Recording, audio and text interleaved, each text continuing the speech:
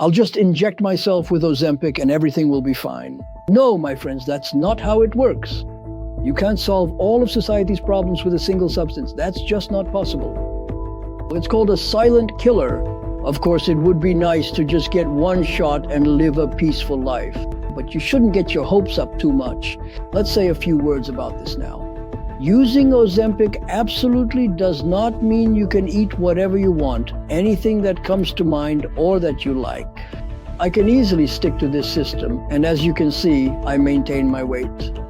And as you know, I'm quite old, probably older than any of my listeners. And the glucose level is very high, a very high glycemic index, a rapid rise in glucose, and not this kind of craze. Have you heard what questions are asked? Really? Revolution. What revolution? This is all around Ozempic. I must warn you right away that excess body weight is a chronic and ongoing condition. As you understand, this isn't something that lasts for just one day or a brief period. It's a lifelong commitment. That's why you need to constantly and diligently monitor your body weight, as it requires continuous attention and management. Using Ozempic absolutely does not mean you can eat whatever comes to mind, everything you like, especially all the sweets that we tend to consume in crazy amounts. Statistics show that we consume sweets on average 60 to 70 times more than the physiological norm.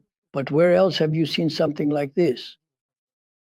Where people consume certain foods orders of magnitude more than what is physiologically required? And this isn't considered harmful, really. The amount of sugar being used is enormous. That's what I want to warn you about. And just sitting there silently thinking, I'll just inject myself with Ozempic and everything will be fine. No, my friends, it won't work that way. It won't work that way. Ozempic is a relatively new product. Wait, more information will accumulate. I truly believe that there will be situations where Ozempic won't be as effective as it currently appears to be right now. Provided that dietary habits are consistently and repeatedly being violated, the continued use of Ozempic, from my perspective, a quite effective and beneficial product in my considered opinion. Although I repeat, it is important to remember that it is indeed a pharmaceutical product, a purely synthetic peptide, without any shadow of a doubt. And we are dealing with nutrition issues, but it is also necessary to follow other guidelines for maintaining a healthy body weight. And under no circumstances should you forget about this or expect that a single 1 milligram injection of the product will solve all your life problems. What does this include? Even if you use Ozempic, which for now is still a fairly decent product, why am I speaking so cautiously?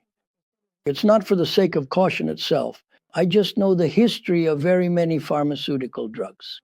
I have a pharmaceutical education myself. I personally developed a medication for high blood pressure, which has been on the market for 60 years now. Thankfully, it hasn't been withdrawn yet. And we developed it back in Soviet times at the Kharkiv Chemical Pharmaceutical Institute. It's called Ronatin. That's why I have a connection to these kinds of issues. I know that information gradually accumulates simply because there are so many of us, and we're all different. You see what I mean? Here's another example, just so you understand as well. And we'll touch on this issue.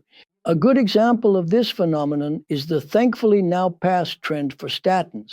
When statins were initially invented, by the way, many statins are actually natural substances, indeed, natural ones. Now, there are modified versions as well. So when these statins were initially discovered, it quickly became a widespread trend to lower cholesterol, to bring it down immediately to 5 or even lower. And there was so much praise that it was as if the world had truly turned completely upside down. But what do we know now? Time has passed, and now we know about a whole range of side effects from statins. I will definitely talk about this in the main part of our meeting, so as not to get carried away. There are a lot of side effects, and sometimes they're quite unexpected. For example, statins lower potency in men. Why would that suddenly happen? It's a product that affects a key stage in cholesterol synthesis. I'll be talking about this, and that's really the case. So gradually, all of this is being discovered. That's why we should approach everything sensibly, including Ozempic. Yes, it's a fairly decent product with more or less well-studied forms, not mechanisms of action. I've already mentioned the main mechanisms, So far, no significant side effects have been found, but there are beneficial effects that, although seemingly indirectly related to excess body weight, do indeed exist. The fact that it lowers cholesterol is a wonderful effect, especially in cases of excess body weight. So perhaps it will serve not as a primary partner, but rather as a significant competitor to statins? Not yet, however. Not yet. These are the kinds of questions that can be asked. It's very important. I want to emphasize this again, because diabetes is spreading across the globe. This is a very dangerous phenomenon. Not only excess body weight, but Ozempic also undoubtedly deserves significant attention in this particular regard. And of course, it would be very beneficial if endocrinologists, or rather diabetologists, paid careful attention to it from their professional medical perspective, because diabetes is indeed a very dangerous and serious disease.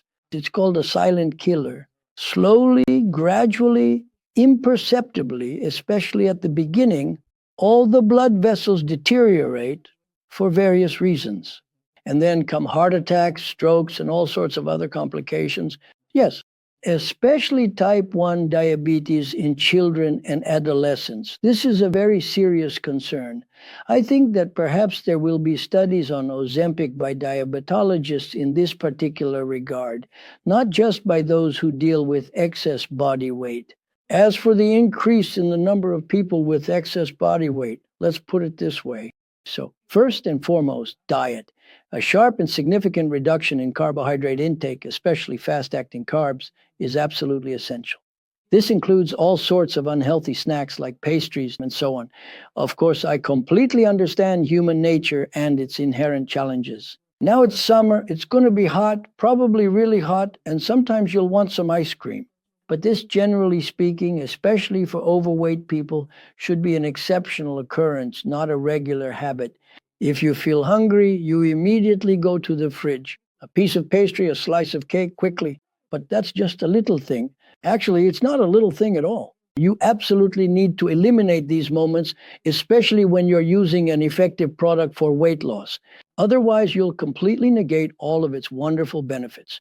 If you truly want a healthy snack, by all means, have a fresh, crisp apple, especially a tart and flavorful one. You can easily shape it however you like. You can even make a delicious smoothie. It's quite trendy now to make all sorts of healthy and nutritious smoothies. Go ahead, but please make absolutely sure there are no sweet foods at all, including sweet fruits. Don't think that all fruits are perfect. Not at all.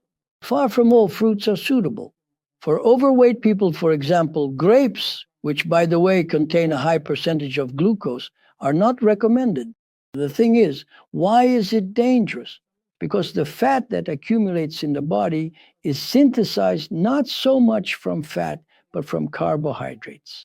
Many people think that if they stop eating fatty foods, that's it, they'll lose weight. No, fat mass is synthesized from carbohydrates. These mechanisms are now well studied in biochemistry.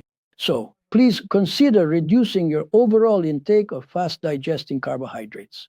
We are specifically talking about things that contain added sugar, such as sucrose. It is highly advisable to significantly reduce, or even better yet, completely eliminate your consumption of sucrose, for example, when you are drinking tea or coffee, so to speak.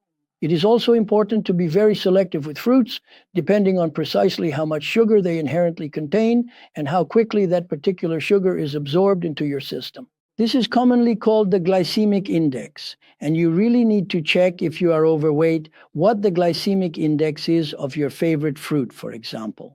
Take grapes, for instance. I must express my profound respect for this remarkable plant, especially since it generously provides us with exquisite wine and a multitude of other wonderful things. But the glucose level is very high, the glycemic index is very high, meaning there's a rapid spike in glucose. I won't go into details. If necessary, we can talk about diabetes separately. And in some cases, glucose even appears in the urine. That's really terrible. That means the so-called renal barrier has been crossed. And glucose damages proteins. This is called glycation. An indicator of this is glycated hemoglobin, which is now measured in laboratories. And it's not just glycated hemoglobin, not just hemoglobin. Other proteins are affected too, including the proteins of the vascular intima. And a damaged protein is a spot where cholesterol and its esters and fats will gradually start to deposit, then eventually comes calcium impregnation and so on. That's how we trigger this entire process of deposition. This is all very serious. That's why by utilizing a truly good product, we effectively create highly favorable conditions from a nutritional standpoint. This is very important. I'm not truly urging you to give up, say, 3 full meals a day. For example, I personally eat twice a day with a comfortable interval of 12 to 13 hours, and I find that I handle this system quite easily. And as you can clearly see, I maintain my weight. And as you know, I'm quite old, probably even older than any of my current listeners. So there you have it indeed. And I follow these rules. For example, I don't have any sugar at home at all, no sweets whatsoever. And I don't crave them. Sugar is a mild drug. You need to remember that. We'll talk about that too, maybe even today.